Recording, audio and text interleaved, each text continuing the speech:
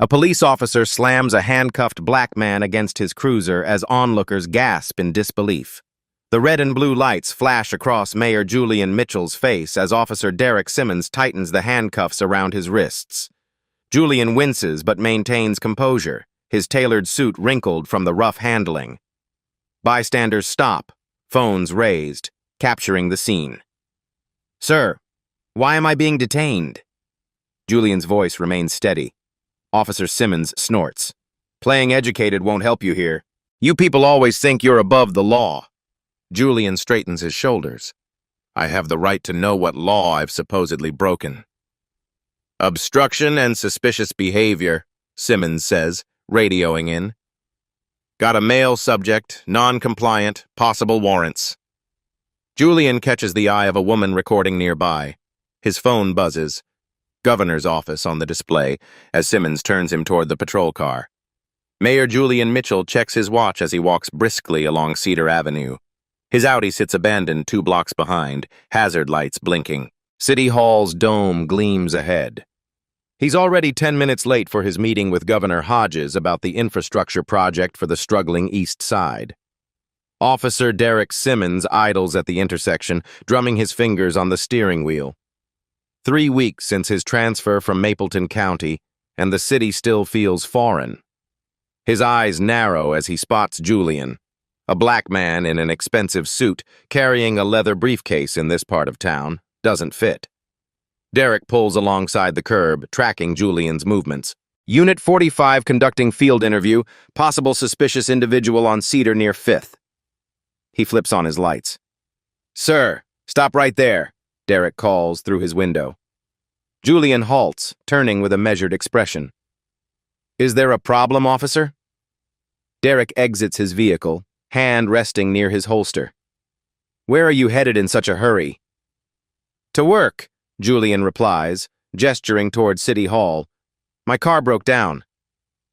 "I'm going to need some identification." Julian's brow furrows. "May I ask why I'm being stopped?" Derek's jaw tightens. "You match a description we received, ID now." "What description would that be exactly?" "Don't question me," Derek snaps, hand now on his holster. "This is a high-crime area." Julian glances at the manicured government buildings surrounding them. "Officer, I believe I have the right to know why I'm being detained." Derek steps closer. "Hands against the wall.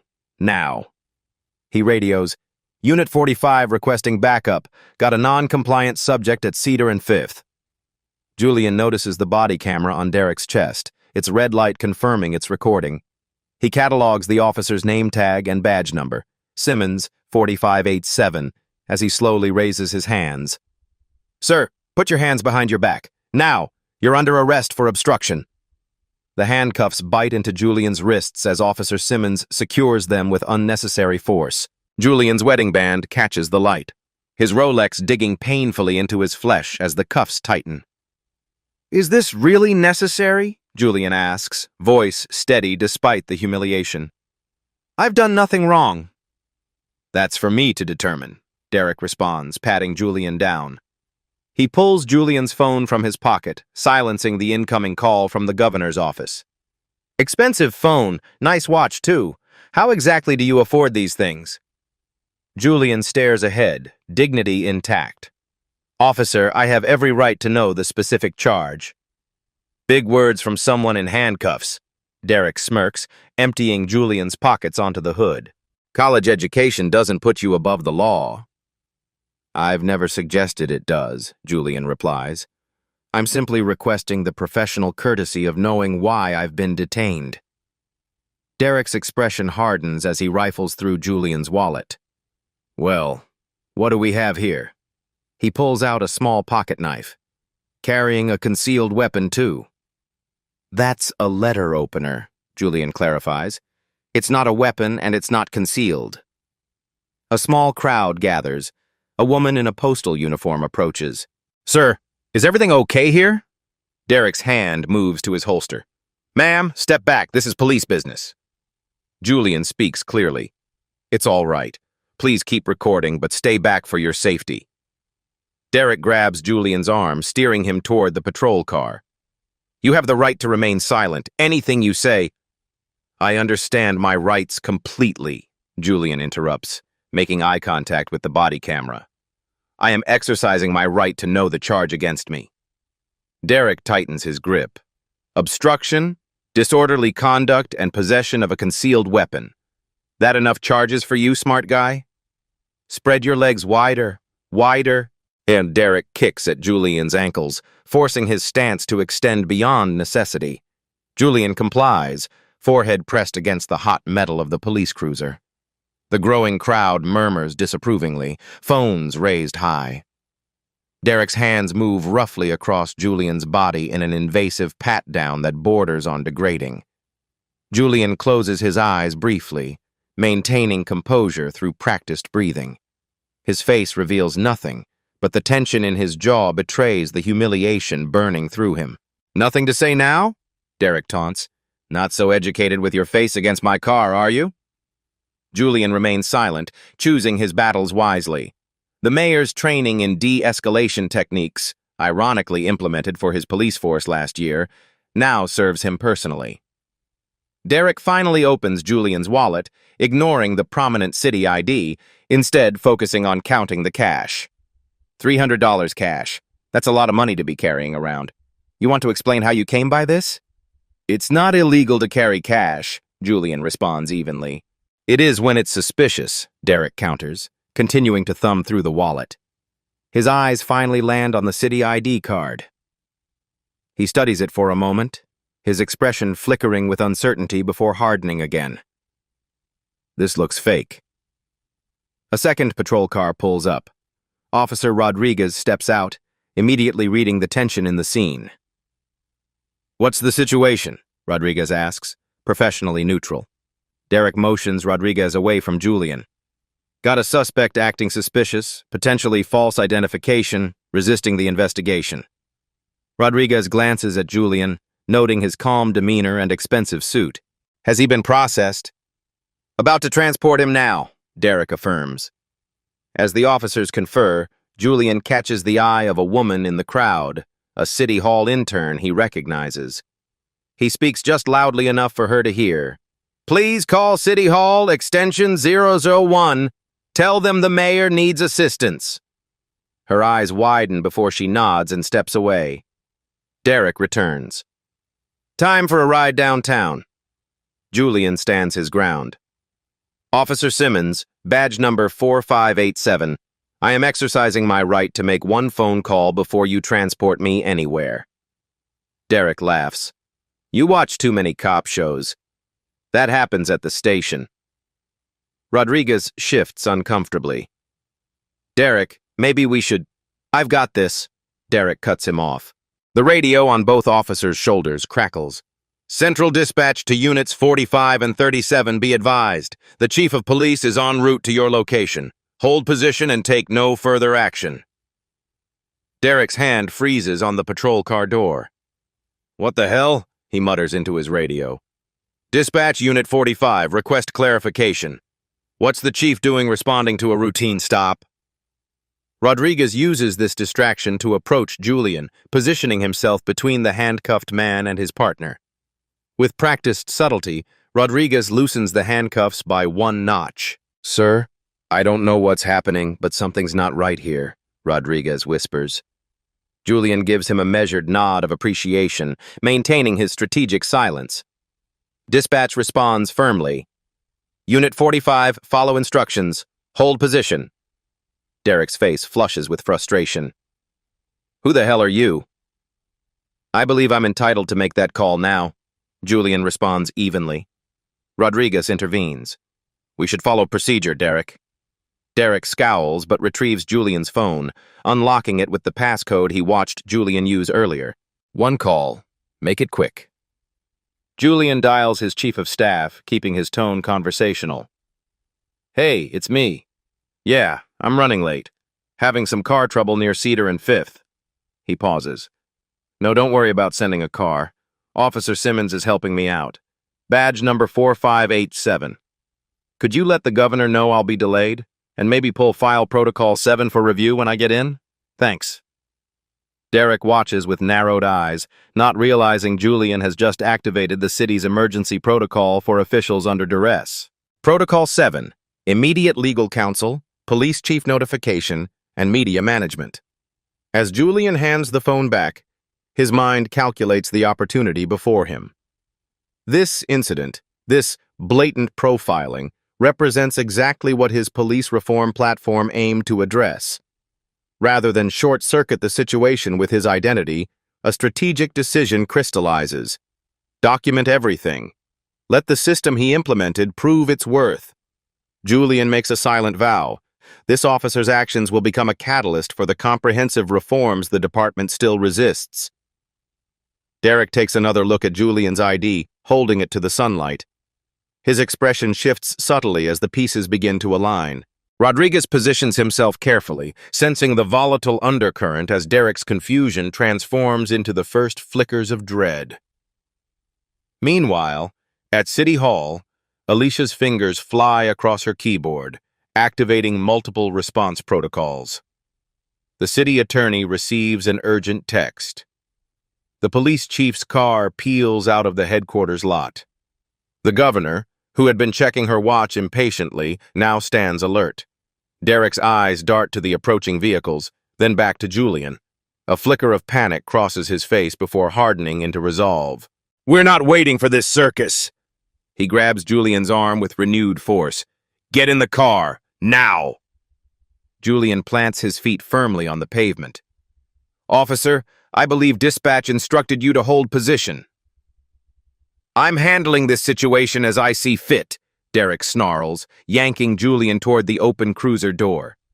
The handcuffs bite deeper into Julian's wrists with each forceful movement, but he maintains his composure despite the discomfort.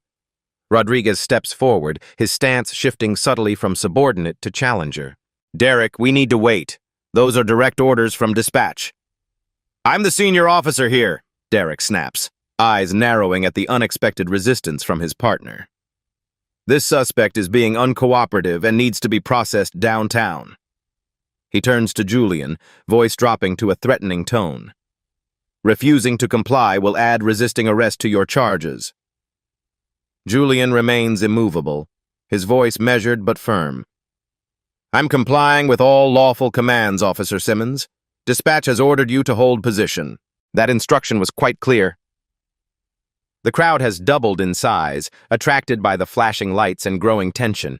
At least 15 phones are raised, capturing everything.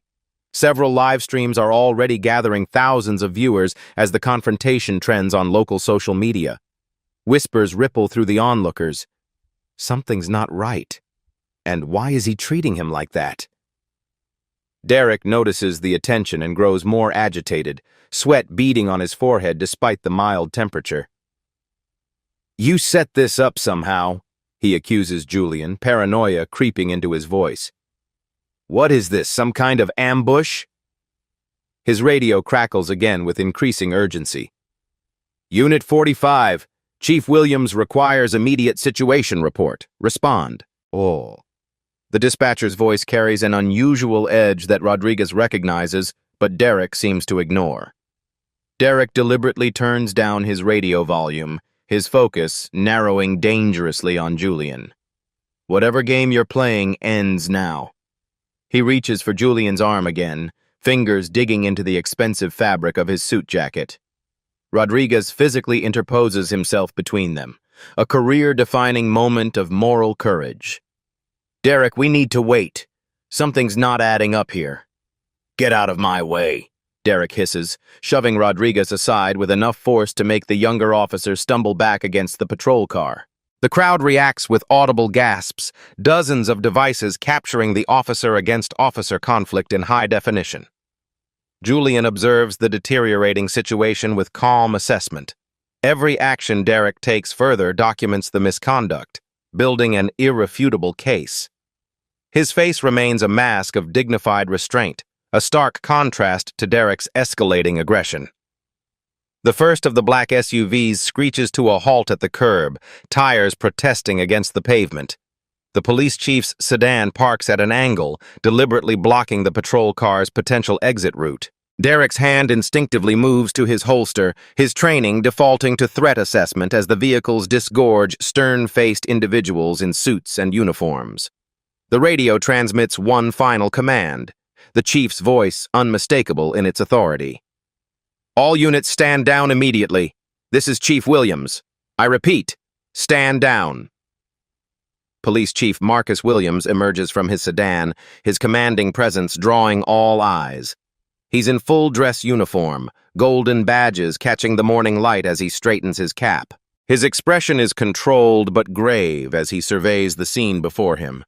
Mayor Julian Mitchell in handcuffs, two officers in confrontational stances, and a growing crowd of witnesses with phones raised high like digital sentinels. Derek positions himself with tactical precision, hand still hovering near his weapon as he assesses the sudden arrival of brass. In his mind, this level of response can only mean one thing. He's apprehended someone dangerous enough to warrant departmental leadership intervention. His chest swells slightly with misplaced pride as he prepares to brief his superior. "Chief!" Derek calls out, standing straighter and adopting his most professional tone. "Situation under control. Subject detained for suspicious behavior, obstruction, and possession of a concealed weapon." He gestures toward Julian as if presenting evidence at a crime scene. Chief Williams approaches slowly, his experienced eyes taking in every detail, the unnecessarily tight handcuffs cutting into Julian's wrists, the mayor's composed demeanor despite the humiliation, the obvious power dynamic on display. Recognition flashes across his face, followed immediately by something close to horror as he realizes the full magnitude of the situation unfolding. "I've got his ID here," Derek continues, oblivious to the chief's expression. "Appears to be falsified government credentials. Claims to work at City Hall." He holds up Julian's wallet like evidence of a major bust, thumb covering the golden seal on the ID that would immediately authenticate it. Rodriguez steps subtly away from Derek, creating distance between himself and what he now recognizes as a career-ending situation. His eyes meet the chief's briefly, communicating volumes without words, a silent acknowledgement of the catastrophic misjudgment playing out before them. The suspect was behaving erratically. Derek plows ahead, digging himself deeper with every word. Walking with purpose in a high-value area, refused to properly identify himself, became argumentative when questioned about his activities. His report grows more elaborate as he attempts to justify his actions to the increasingly stone-faced chief. Julian remains silent, allowing Derek's unfiltered prejudice to flow freely into the record. The body cameras, the civilian witnesses, the approaching city officials, all will document this moment without his intervention. His strategic patience serves a larger purpose than immediate vindication. "These people think they can just walk anywhere they want," Derek adds, lowering his voice conspiratorially to the chief. "Dressed up like they belong, but the behaviors give them away every time. I've developed an eye for it during my time in Mapleton." Chief Williams' face remains unreadable as he approaches Julian, his eyes conveying a silent apology even as his professional demeanor holds firm. Still, he allows Derek to continue his self-incrimination, recognizing the importance of capturing the officer's unvarnished assumptions on the record. A news van pulls up behind the gathering officials, its satellite dish extending skyward with mechanical precision. A reporter and cameraman emerge, drawn by the social media alerts already buzzing across the city's networks. Derek notices this new development and hesitates mid-sentence, his instincts finally registering danger as the situation spirals beyond his control. The crowd parts as the governor's security detail creates a perimeter, their earpieces and stern expressions signaling high-level government presence. Derek's confidence evaporates completely as he watches the governor herself step from the central SUV, her eyes locking on the handcuffed figure at the center of the commotion. "Officer Simmons," Chief Williams finally speaks, his voice carrying across the now hushed scene. "Do you know who you have in handcuffs right now?" The color drains from Derek's face as the full weight of the chief's question lands. His eyes dart between Julian and the approaching officials, mental calculations visible in his increasingly panicked expression. The crowd has fallen silent, phones still raised to capture what happens next in this unfolding drama of power and accountability. The governor's security detail creates a professional perimeter, keeping onlookers at a respectful distance while allowing the scene to unfold unobstructed. The city attorney emerges from one SUV, tablet already in hand, her expression grimly determined as she assesses the legal implications playing out before her. "Sir," Derek attempts, his voice significantly softer as he steps toward Julian. "There seems to have been a misunderstanding." His fingers reach for the handcuffs, desperate to erase the evidence of his misconduct before more witnesses arrive.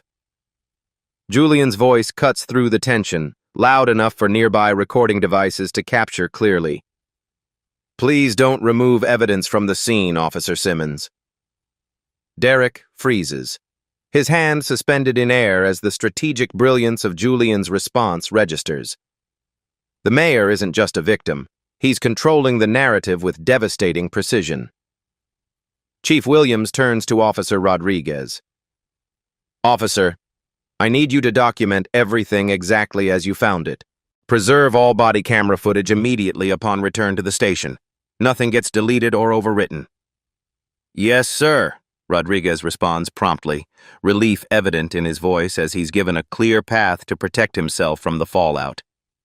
The city attorney approaches Julian, her tablet ready. "Mr. Mayor, with your permission, I'd like to take your statement while the events are fresh. We can do this while we wait for these handcuffs to be properly removed." The title hangs in the air. Mayor. Derek's remaining color vanishes as the reality crashes down upon him with the force of an avalanche. His eyes widen in horror as he processes the implications, not just for his immediate situation, but for his entire career and future. "Chief," Derek says desperately, motioning for a private conversation away from the growing audience. "If I could just explain—" "Whatever you have to say can be said right here, officer," Chief Williams responds firmly, deliberately keeping their exchange in full view of witnesses. "Transparency is department policy, as I'm sure you recall from your orientation 3 weeks ago." Governor Elaine Hodges remains by her vehicle, watching the situation unfold with calculated restraint. Her presence adds gravitas without direct intervention, understanding the political significance of allowing proper protocols to play out without executive interference. Derek's desperation mounts as he realizes there's no path to minimize what he's done. "Sir, had I known the mayor's identity—" "That's exactly the problem, isn't it?" the chief interrupts, his voice measured but pointed. "The issue isn't that you didn't recognize the mayor. The issue is how you treat any civilian, regardless of their position." Julian stands perfectly still, the center of a storm he didn't create but now steers with strategic calm. Each passing moment creates more documentation, more evidence for the reforms his administration has championed against institutional resistance. Chief Williams turns to Julian with formal respect, the next words carefully chosen to establish the official record. "For the record, state your name and position for Officer Simmons, sir." The gathered crowd falls completely silent. Even the news crew, normally chattering with production instructions, stands transfixed. Julian straightens his posture despite the handcuffs, his presence suddenly commanding the entire street corner. "I am Julian Mitchell, mayor of this city," he states, his voice clear and carrying. No dramatic inflection, no vindictive emphasis, just the simple, devastating truth. Derek's jaw slackens as the words register. His eyes widen in horror as the full implications cascade through his consciousness. His gaze darts from Julian to the governor, to the chief, to the news cameras, each connection deepening his realization of what he's done. Chief Williams steps forward, producing a small key. "Mr. Mayor, with your permission." He personally removes the handcuffs, handling them with the care of evidence collection rather than routine procedure. Julian rubs his wrists discreetly, small red marks visible where the metal had been unnecessarily tight. He adjusts his suit jacket with dignity, every movement measured and deliberate. "Mr. Mayor," Chief Williams speaks formally, "on behalf of the department, I express my deepest apologies for this incident. Julian nods, his response carefully calibrated for both the immediate audience and the inevitable news cycle. Chief Williams, I know this incident doesn't represent your leadership or the values of our city's finest officers. He turns slightly, acknowledging the younger officer.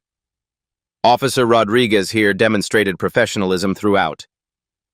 Rodriguez stands straighter, relief visible in his expression. Julian surveys the gathered crowd, making deliberate eye contact with several bystanders still recording. What happened today is exactly why we implemented body cameras and civilian oversight last year. The system worked. The statement lands with perfect resonance, neither inflammatory nor dismissive, but affirming the accountability mechanisms his administration fought to establish. Governor Hodges approaches, her security detail adjusting smoothly to accommodate her movement. She embraces Julian briefly but warmly, the gesture photographed by dozens of devices. "I think our infrastructure meeting can wait," she whispers. "This is more important. Use it wisely." Julian nods almost imperceptibly in response. Derek remains frozen in place, his career and future visibly crumbling before him. He attempts to find words, any words, to mitigate the disaster. "Mr. Mayor, there was a description, a suspect I was just following." Julian raises a hand, stopping Derek mid-sentence. "Officer Simmons, I believe we have a meeting scheduled with Internal Affairs." His tone carries no personal vendetta, only the weight of institutional accountability. "Save your statement for the formal investigation where it belongs." The power dynamic has inverted completely. The officer who minutes ago wielded absolute authority now stands diminished, while the man he handcuffed commands the scene with quiet authority. Julian's chief of staff approaches with a secure phone. "Sir, you should know this is already trending nationally. #mayor, in handcuffs and #policing the police are the top hashtags." Julian accepts this information with a single nod, having anticipated the social media response. He turns to address the news cameras directly, knowing this moment requires immediate framing. Today, I experienced firsthand what too many of our citizens face daily. This isn't about me or one officer's actions. It's about systems of accountability working as designed. He gestures to the body cameras, the witness videos, the formal response unfolding. When we implemented these reforms, there was resistance. Today demonstrates why they're essential. Every citizen deserves the same protection under law, regardless of their title, position, or appearance. Governor Hodges stands supportively at his side, the visual reinforcing the gravity of the moment. The city attorney continues documenting everything, her tablet capturing Julian's every word. "This incident will be investigated with complete transparency," Julian concludes. "No exceptions, no matter how uncomfortable the findings may be." The steps of City Hall buzz with activity as Julian stands at the podium, still wearing the same suit from the morning's incident. Though he's had hours to change, the slightly disheveled appearance makes a powerful statement: authenticity over political polish. Camera flashes punctuate his words as he addresses the hastily assembled press corps. "This morning, I experienced what too many of our citizens face daily," Julian begins, his voice steady. "I was profiled, detained, and arrested without cause while walking to work." He pauses, letting the reality sink in. "As your mayor, I have the platform to address this incident. Many others don't." Julian strikes a careful balance, acknowledging systemic issues without broad condemnation. This isn't about villainizing our entire police force. Most officers serve with honor and distinction. But we must confront the reality that bias exists, and it affects how law enforcement interacts with communities of color. He outlines immediate actions: a full investigation, temporary reassignment of Officer Simmons pending results, and an expedited review of department practices. "We will follow every procedural step with precision," Julian emphasizes. "Not because we're creating special circumstances for a mayor who was mistreated, but because this is how the system should work for everyone." Behind the public face of calm leadership, Julian moves with methodical purpose. In the mayor's conference room, he meets with police union representatives, city attorneys, and civil rights leaders. The atmosphere is tense but focused. "I want to be absolutely clear," Julian tells the assembled stakeholders, leaning forward in his chair.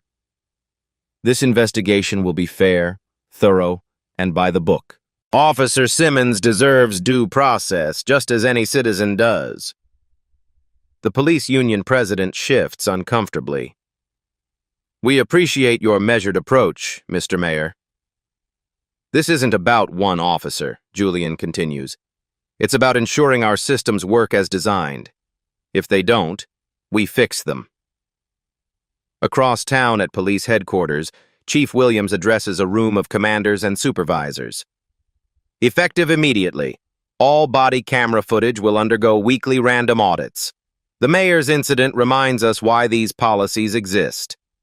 He announces a transparent public portal where unedited footage will be available once investigations permit. "We have nothing to hide from the communities we serve," he states firmly. "Officers doing their jobs correctly have nothing to fear from transparency." Meanwhile, Internal Affairs begins immediate interviews with both officers.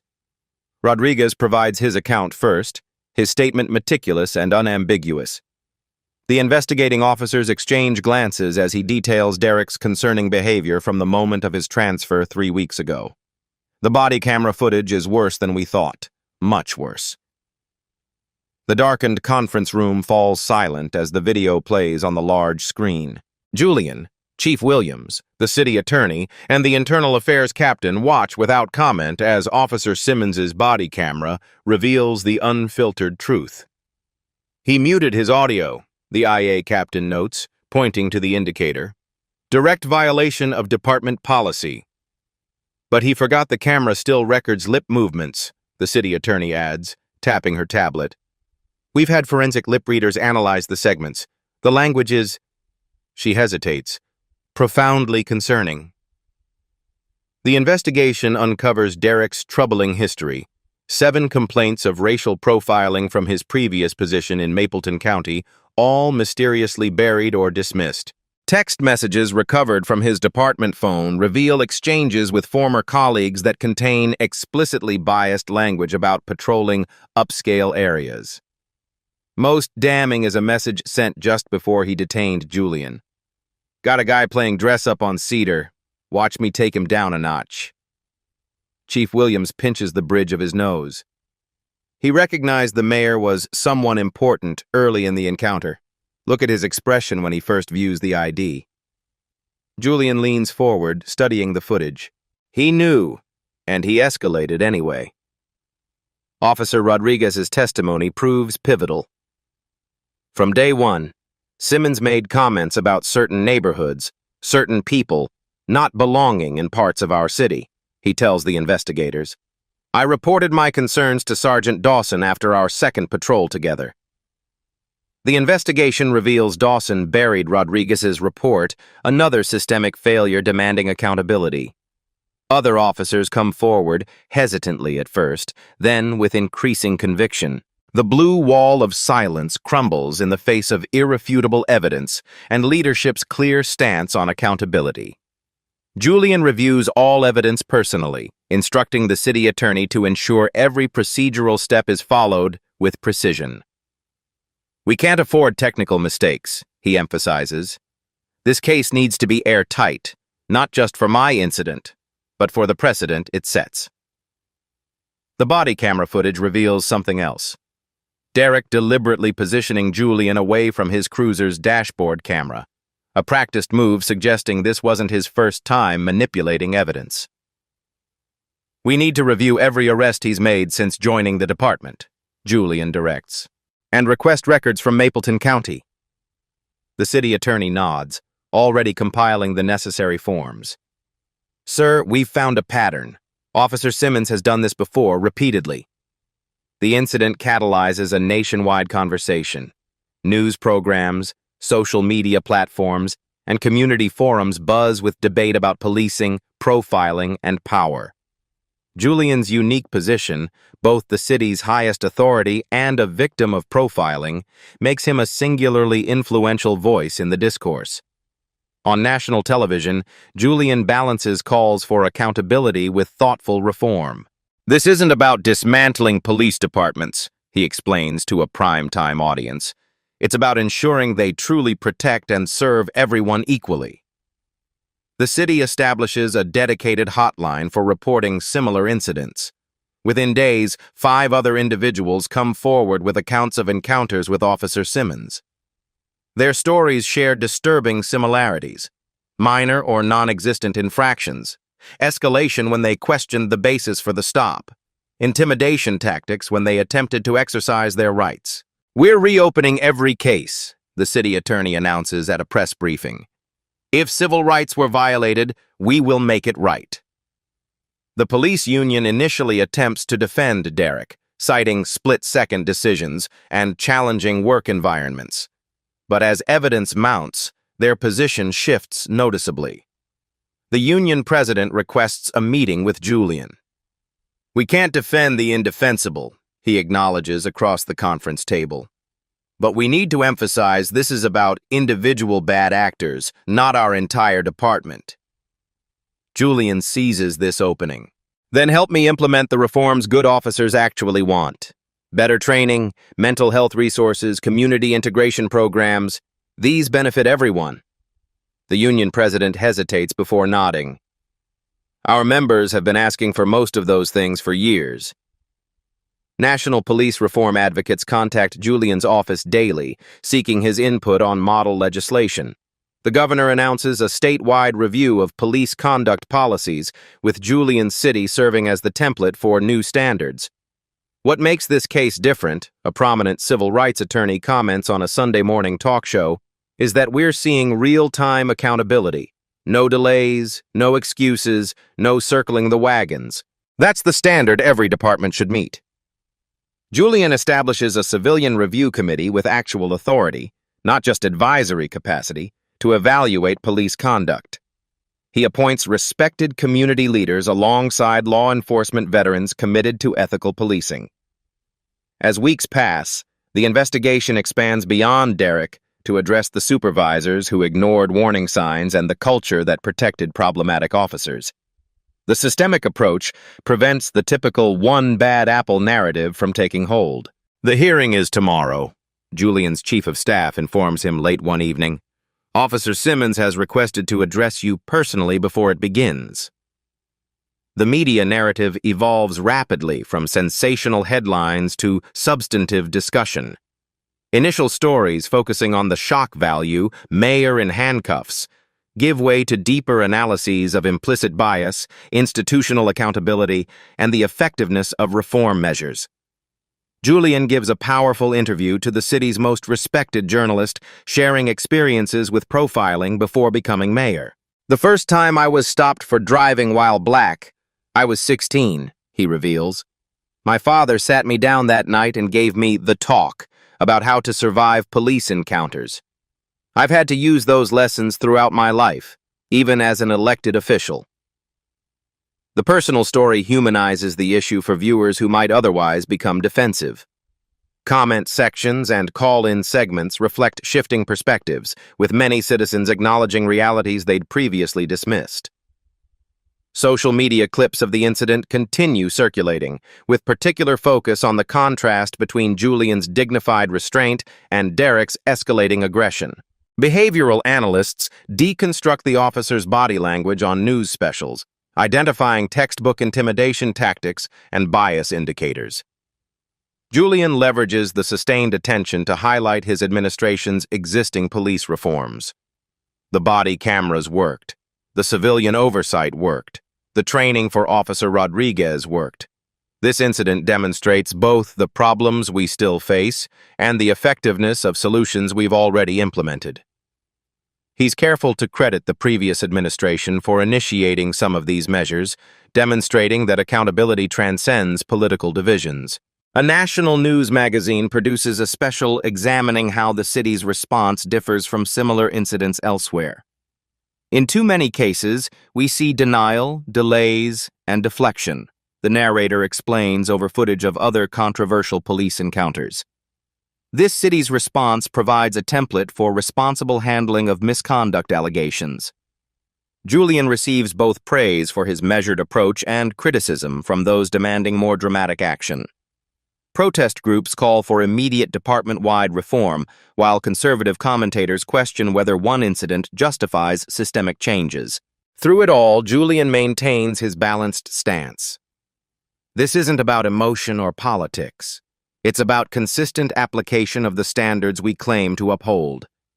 Every citizen deserves what I received: prompt investigation, transparent process, and appropriate consequences for misconduct. The hearing approaches with mounting public interest. News crews camp outside City Hall and police headquarters. Social media speculates about potential outcomes. Legal experts analyze likely scenarios on cable news panels. Julian reviews his notes one final time before heading into the hearing. His chief of staff knocks on the door. "Officer Simmons is here with his representative," she informs him. "Before we begin this hearing, the officer has prepared a statement he insists on delivering directly to you, Mr. Mayor." The hearing room's austere design emphasizes its serious purpose: justice without theatrics. Julian sits at the center of the review board table, not as a victim seeking retribution, but as the city's chief executive ensuring proper governance. His position embodies the system's integrity, demonstrating that accountability functions regardless of who was wronged. Derek Simmons enters with his union representative, both wearing identical dark suits that cannot disguise their contrasting demeanors. The representative projects professional confidence. Derek radiates defeat. His once authoritative posture has collapsed into itself, shoulders hunched as if physically bearing the weight of his actions. "Officer Simmons has requested to make a statement before we begin formal proceedings," the board chairperson announces. "Mr. Mayor, as the affected party, do you have any objection?" "None," Julian responds simply. Derek clears his throat, unfolding a clearly rehearsed statement. "Mr. Mayor, members of the board, I want to express my sincere regret for the incident on Cedar Avenue. It was a misunderstanding that escalated unnecessarily. My actions did not reflect departmental training or my own values. I apologize for any embarrassment caused to you and the department." The words fall flat against the mountain of evidence. Julian studies Derek's face, noting the careful language, apologizing for embarrassment rather than misconduct, blaming a misunderstanding rather than acknowledging bias. The board proceeds methodically, dismantling Derek's narrative through precise questioning and damning evidence. "Officer Simmons," the internal affairs captain begins, "your body camera shows you stated the mayor matched a description. What specific description were you referring to?" Derek shifts uncomfortably.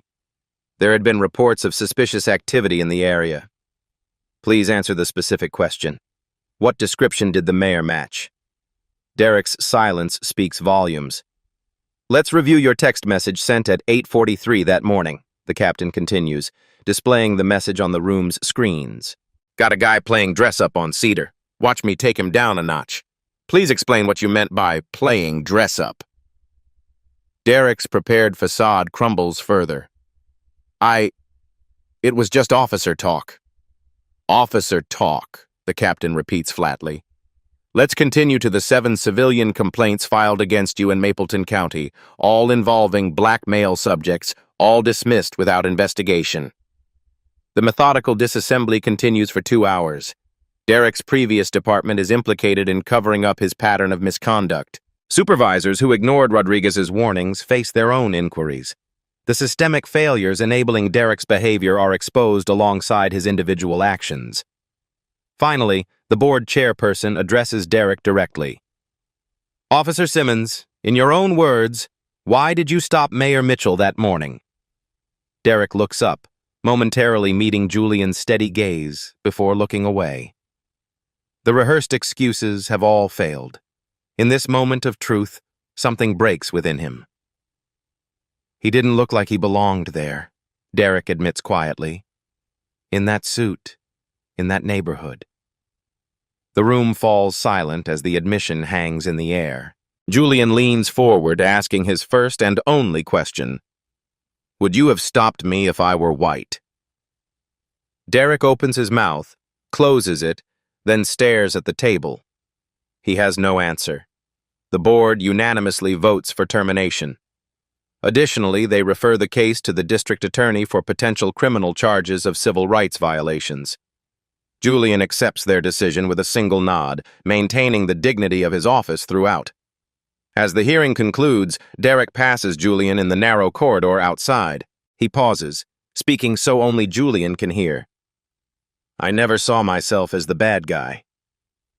Julian acknowledges this with a slight nod, but reveals nothing of the exchange to the waiting press. This isn't about personal feelings or private reckonings. It's about institutional accountability. Later that afternoon, the city attorney announces a comprehensive review of all arrests made by Officer Simmons. We've identified 23 cases requiring immediate review, potentially more. This will have significant financial implications for the city, but justice demands nothing less.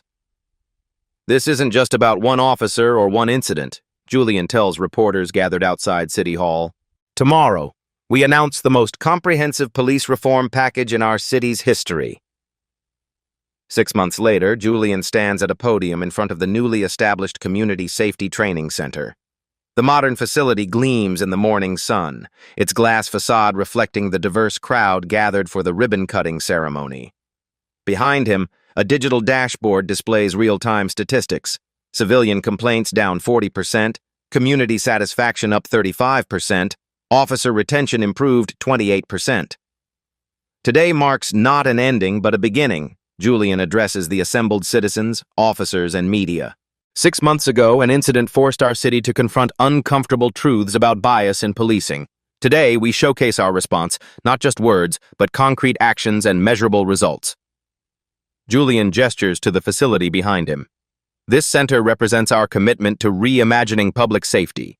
Every officer now receives intensive bias recognition training, de-escalation techniques, and community integration experiences, all designed with input from the communities they serve.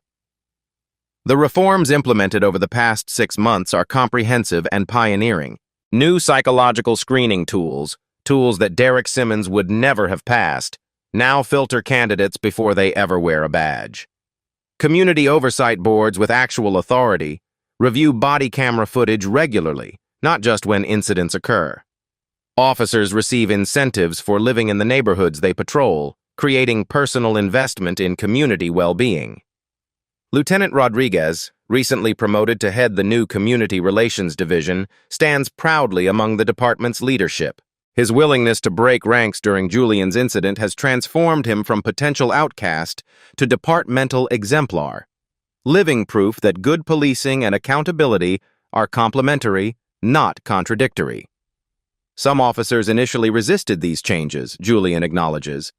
Change is always difficult, but something remarkable happened.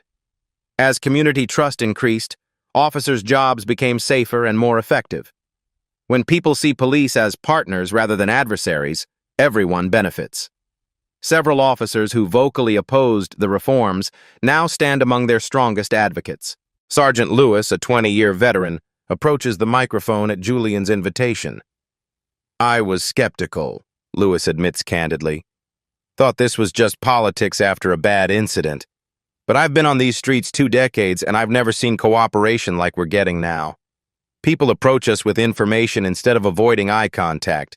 That makes my job easier and safer. The dashboard behind Julian tells the statistical story, but the human impact runs deeper. Julian meets regularly with a citizen advisory council that includes former critics of the department. Their heated debates have transformed into productive partnerships, building bridges few thought possible. The Mitchell Protocol, as it's become known nationally, has gained attention from police departments across the country. Julian has testified before Congress about the city's approach, emphasizing that good policing requires both officer support and rigorous accountability. We're not perfect, Julian concludes, but we're proving that meaningful reform is possible when we commit to both justice and public safety as complementary goals. As Julian prepares to cut the ceremonial ribbon, his chief of staff approaches with an urgent whisper. Julian's expression remains neutral, but his eyes betray surprise. "Sir, there's someone here to see you. You won't believe who it is." 1 year after the incident that transformed the city's approach to policing, Julian works late in his office. The evening skyline glows through the windows as he reviews proposals for expanding the successful reforms to neighboring jurisdictions. A soft knock interrupts his concentration. "Mr. Mayor," his assistant says, hesitation evident in her voice. "Derek Simmons is here. He's requesting a few minutes of your time."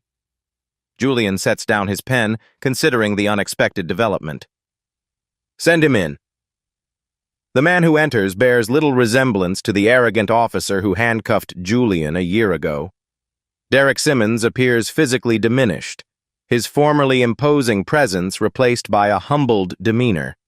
He wears civilian clothes, a simple button-down shirt and slacks, and carries nothing in his hands. "Thank you for seeing me, Mr. Mayor," Derek says, remaining standing until Julian gestures toward a chair. "What can I do for you, Mr. Simmons?" Julian asks, his tone professional but not cold. Derek takes a deep breath. "I'm not here asking for my job back. That's not why I came." He meets Julian's gaze directly for the first time. "I came to apologize. A real apology, not the statement my union rep wrote for the hearing." Julian remains silent, allowing Derek the space to continue. "Losing my job forced me to confront things I'd never examined," Derek says. "The assumptions I made every day, the way I viewed certain people in certain neighborhoods." He shakes his head. "I've been working with a therapist trying to understand why I saw threats where there weren't any." Julian nods slightly. "Self-reflection is difficult work." "I'm working with a nonprofit now," Derek continues. "We facilitate dialogues between officers and communities. I share my experience, what I did wrong, the biases I never recognized in myself. It's not much, but it's something." "It's significant," Julian responds, measuring his words carefully.